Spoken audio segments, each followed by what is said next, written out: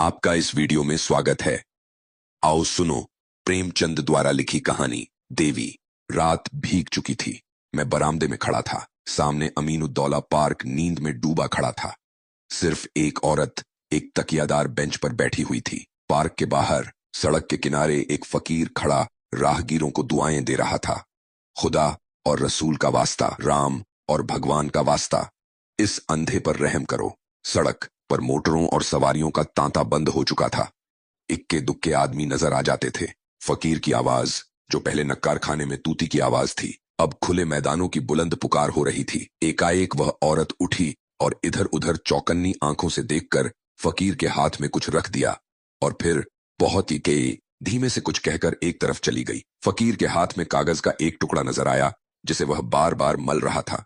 क्या उस औरत ने यह कागज दिया है? यह क्या रहस्य है? उसको जानने के कुतूहल से अधीर होकर मैं नीचे आया और फकीर के पास जाकर खड़ा हो गया। मेरी आहट आते ही फकीर ने उस कागज के पुर्जे को उंगलियों से दबाकर मुझे दिखाया और पूछा, बाबा देखो ये क्या चीज है? मैंने देखा 10 रुपए का नोट था।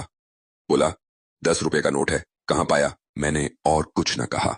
उस औरत की तरफ दौड़ा जो अब अंधेरे में बस एक सपना बनकर रह गई थी। वह कई गलियों में होती हुई एक टूटे फूटे मकान के दरवाजे पर रुकी, ताला खोला और अंदर चली गई। रात को कुछ पूछना ठीक न समझकर मैं लौट आया। रात भर जी उसी तरफ लगा रहा।